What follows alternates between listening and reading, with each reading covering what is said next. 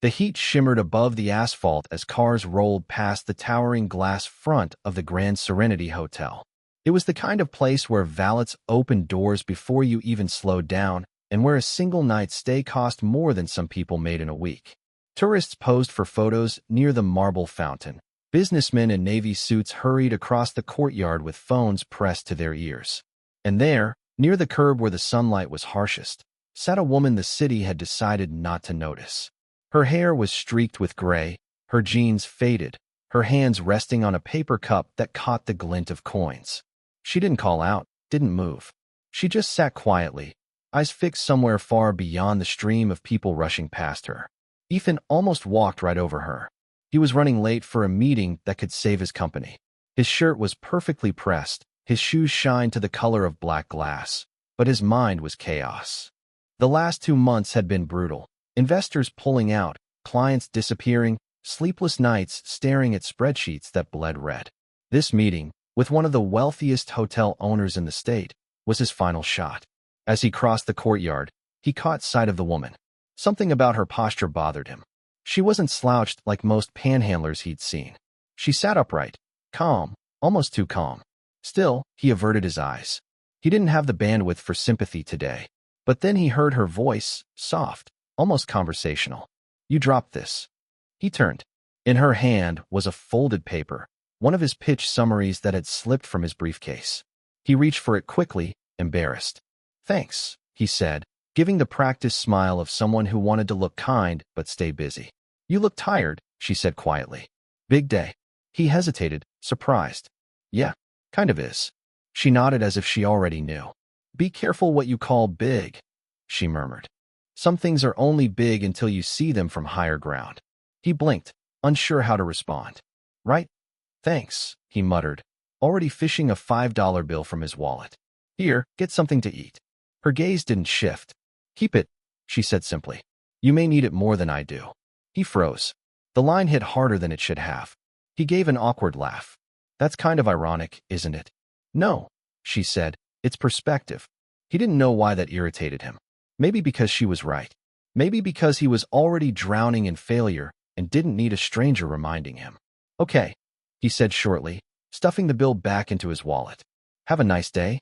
He walked away, feeling a strange pressure in his chest that he couldn't name. Inside, the lobby was cool and quiet, smelling of citrus and polish. Ethan approached the receptionist. "Ethan Reed, appointment with Ms. Henderson."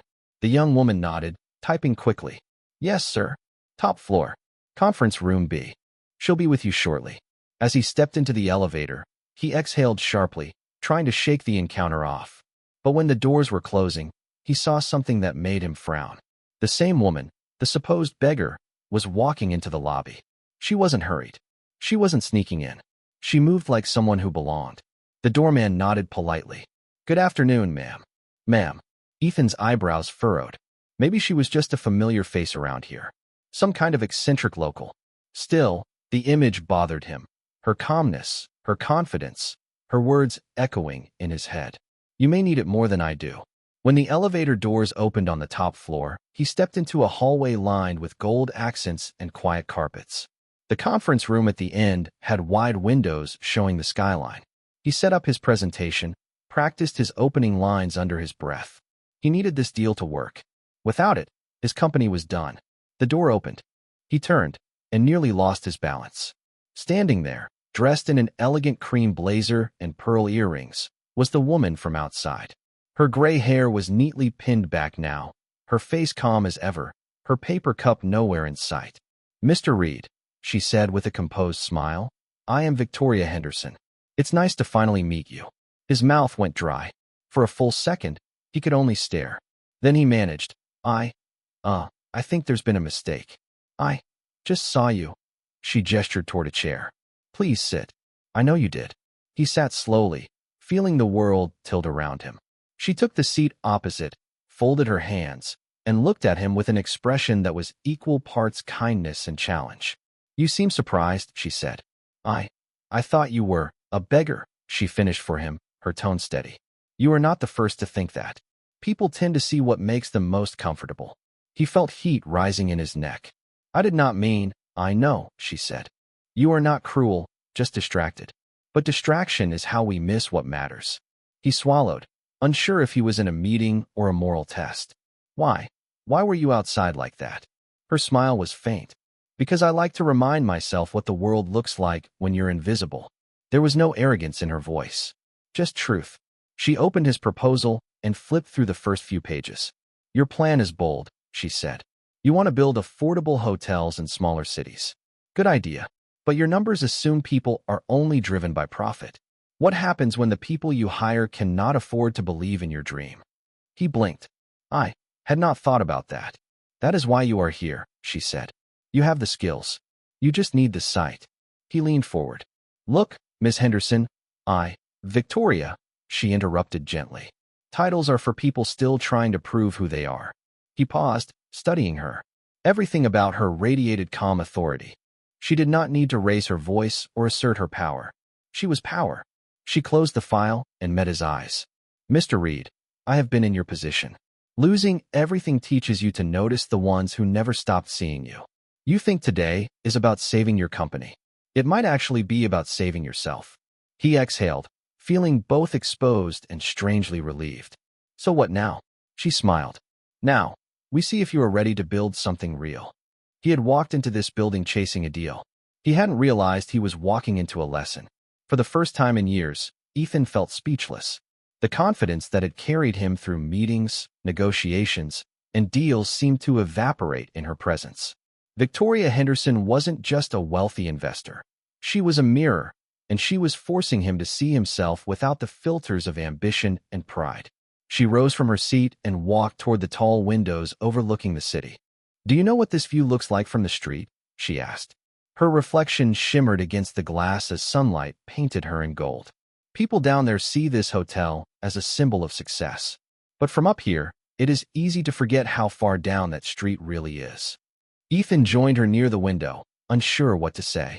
I guess you were trying to make a point. I am, she said simply. I built this hotel 20 years ago. On the first night we opened, I watched guests arrive in limousines while a homeless family slept on the bench outside. I could not sleep that night. I realized I had built walls so beautiful they blinded me to the people standing right in front of them. Her words struck him harder than she could have known. For a brief moment, he remembered his own father, a man who had worked double shifts at a gas station while Ethan chased his MBA, dreaming of becoming someone important. His father never lived to see his son succeed. And now, as Ethan stood in front of this woman, it hit him. Maybe he hadn't really succeeded at all. Victoria turned to him. You said your company is in trouble. Tell me what happened. He hesitated, then sighed. We tried to expand too quickly. We took loans, made big promises. Investors pulled out when the market dipped. I kept thinking I could fix it, but everything fell apart faster than I could rebuild. She nodded slowly, listening, truly listening. And when it fell apart, did anyone stand by you? Some, he said. Most didn't. When you start losing, people stop calling. Victoria smiled faintly. That is how you learn who sees you and who only saw your success. She walked back to the table, her heels quiet against the polished floor. You came here asking for an investment, yes. But what if I told you I am considering something else? Ethan frowned. Something else? I want a partner, she said. Someone who can help me build more than hotels. Someone who can help build purpose. He blinked. I am not sure I understand. She sat down again, motioning for him to do the same. Sit, Ethan. Let me tell you a story. He sat, and she began. 40 years ago, I used to work as a maid in a small roadside motel. The owner was cruel. He underpaid us, mocked us, treated us as if we were furniture. One day, after another long shift, I sat outside in my uniform, tired, angry, hopeless. A man in a suit walked by. He thought I was begging. He offered me $5. She smiled slightly. That was the day I decided I would never let anyone make me feel small again. But I also promised myself I would never treat anyone the way he treated me. Ethan's heart sank. It wasn't just irony. It was destiny looping back on itself.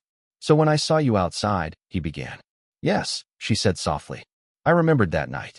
I sit there every few months to remind myself where I came from and to remind others that judgment is always a reflection of what we fear in ourselves. He wanted to apologize again, but she waved it off. Do not be embarrassed, Ethan. You did what most people do. The difference is, you are still here. That tells me something. What does it tell you? That you can still learn, she said. And I invest in learners, not talkers. He smiled faintly. That is the nicest insult anyone has ever given me. She laughed, a light, genuine laugh that made her seem younger. Then maybe we understand each other. She pulled out a pen and circled a section of his proposal. You want to build affordable hotels. I want to add a condition. For every property we build, I want 5 rooms permanently reserved for families in need, people escaping difficult situations. They will stay free of charge, funded by a percentage of the profits. If you can agree to that, I will fund your entire expansion. He stared at her, stunned. You mean, let homeless families live in the hotels? Yes, she said firmly. Shelter, safety, dignity, the same things people like us take for granted every night. If we build, we must build for everyone. He leaned back, his chest tight with emotion. No investor has ever said something like that to me. Then maybe you have been pitching to the wrong kind of people, she said gently. He smiled, shaking his head. You are incredible, Ms. Sorry, Victoria. She smiled back. Incredible is just another word for willing to see what others ignore. As they stood, she extended her hand. Do we have a deal? He looked at her hand, strong, graceful, lined with experience, and shook it firmly. We do. Her grip was steady. Good. Now promise me one thing. What is that? When the world tells you to look up, sometimes look down. The ground teaches more than the glass ceiling ever will. That evening, as Ethan left the hotel, the same marble courtyard stretched before him. The fountain sparkled under the sunlight. He stopped near the spot where she had been sitting earlier.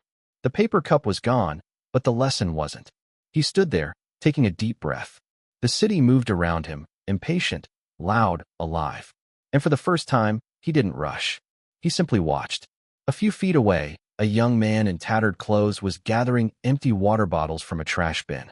Without hesitation, Ethan walked up and said, Hey, come inside. It's too hot out here. Let me get you something to drink. The man looked at him warily, but followed. Ethan bought 2 bottles of water from the cafe and handed one over. No cameras, no applause, no speeches. Just a quiet act of understanding. He walked out again, feeling lighter than he had in years. He glanced back at the towering glass facade, sunlight glinting off its surface like a mirror, and in that reflection, for just a second, he thought he saw her. Sitting where she had been that morning, gray shawl wrapped around her shoulders, eyes calm and knowing. He smiled. Thank you, he whispered under his breath, even though she wasn't there. And far above, in the top-floor window, Victoria Henderson watched from her office, a faint smile on her face. She didn't wave. She didn't need to. She knew he had learned what she had wanted him to learn. Months passed, and Ethan's partnership with Victoria Henderson changed everything. Not just his career, but the way he saw the world. What started as a business deal evolved into a mentorship, then into something deeper, a friendship rooted in respect and shared purpose. Every week, they would walk through construction sites, sometimes in small towns where no one had ever seen a 5-star hotel before. She always dressed simply, her gray shawl still part of her uniform, her shoes covered in dust. Ethan would tease her, saying, You know, people keep asking if you're one of the site workers. She would smile and reply, That's good. When they stop asking, it means I've forgotten what it's like to be one. It amazed him how much she noticed, the smallest details others ignored. She would stop to talk to the electrician who worked through lunch, or the housekeeper folding towels in the back of the site. She learned their names, their children's names, even their birthdays. And somehow, that made her more powerful than any CEO he had ever met. One day, while walking through the lobby of their newest property, a modern, mid-range hotel in Austin, she stopped by a young woman cleaning the floors. The girl looked nervous, unsure how to act around the owner. But Victoria crouched down, smiled, and asked, How are you liking it here? The girl blinked, surprised. It's good, ma'am. Better than my last job. Victoria nodded. You're part of this place now. You help make it shine. Never forget that. Ethan stood nearby, watching. That single sentence hit him harder than any leadership seminar ever had. Later that evening, they sat on the hotel's terrace, watching the sun dip below the skyline. Victoria sipped her tea, the city lights beginning to sparkle below. You know, she said, when I started my first job, I used to dream of owning something big enough to make the world notice me. I thought success was about recognition. But now I know it's about remembering the people no one else does. Ethan nodded. You've taught me that. Completely. She smiled. Then my work here is almost done. He frowned. Don't say that. You sound like you're leaving. I'm not leaving, she said quietly. But time eventually asks us all to hand over what we've built. She paused, her gaze softening. When that happens, I want to know it's in good hands. Ethan looked at her, sensing something heavy in her words. Victoria, are you all right? She gave a small, tired smile. I'm fine. Just old bones and borrowed time. He wanted to argue, but she changed the subject. The new property in Houston, I want you to run it. Completely. Hire your own team. Design it your way. Make it yours. Mine? He said, startled. Yes, she said simply. You've earned it. And when you open those doors, remember, not every guest will have a reservation. Some will just need a place to breathe. He nodded, though a lump formed in his throat. I'll make you proud. You already have, she said softly. The next morning, she didn't come to the office. Then the next, and the next. Her assistant called Ethan one afternoon, voice trembling. Mr. Reed, Ms. Henderson's health has declined. She's at home. He drove straight to her estate on the edge of the city. The gardens were full of lilies, the same flowers that filled every lobby of every hotel she owned. He found her sitting near the window, wrapped in her gray shawl, looking out at the sunlight playing on the petals. You look worried, she said with a smile as he entered. You gave me no reason not to be, he said, sitting beside her. I told you, she said softly. Old bones. She turned to him, eyes bright but tired. Do you remember that day, outside the hotel, when you offered me $5? He laughed quietly, his eyes burning. I'll never forget it. Good, she said. Because that was not your mistake, it was your beginning. That day, you saw the world through a smaller window. Now, you see the whole view. He looked down, unable to speak. She reached out and took his hand. Ethan, promise me something. Promise me you'll keep doing what we started. Build hotels, yes, but build hearts too. Give people shelter, not just from the rain, but from the kind of loneliness success can't fix. I promise, he whispered. She smiled, her hand warm against his. Then I can rest easy. He stayed with her for hours, talking about everything and nothing. The early days, the mistakes, the laughter that had filled their work. As the sun began to set, she closed her eyes, still smiling, and whispered, It's a beautiful view from here. She didn't wake again. The news broke the next morning. Victoria Henderson, founder of the Grand Serenity Group, passes away peacefully at 74. Every major paper wrote about her empire, her philanthropy, her legacy. But Ethan knew that behind all the headlines, her greatest success had nothing to do with money. It was how she made people feel seen. Months later, a ceremony was held to rename the hotel group. The new sign read, The Henderson Reed Foundation for Human Hospitality. The first property opened under his name was dedicated to her. In the lobby, right beside the main entrance, he placed a simple bronze plaque. In honor of the woman who taught us that kindness is not charity, it is dignity. On the day of the grand opening, guests poured in. Cameras flashed. Speeches were made. But when the crowd thinned and the lights dimmed, Ethan slipped outside to the same corner where he had first met her years ago. The city hummed as it always did. The fountain still shimmered, and the bench where she once sat was empty. He sat there quietly, remembering. The world moved fast around him, but he didn't. He had learned to pause, to see. Then, as if by fate, a woman approached the steps, middle-aged, tired, with a suitcase and no clear destination. She looked lost, uncertain. Without hesitation, Ethan stood and said, You look like you could use a place to rest. Her eyes softened with relief. Really? He smiled. Come inside. You're safe here. As they walked toward the entrance, the hotel lights reflected on the glass, glowing like sunlight through lilies. And for a moment, just before they disappeared through the door, Ethan glanced at the reflection and thought he saw her again. Victoria, watching, smiling. He didn't look away this time. He nodded and whispered, You were right, Victoria.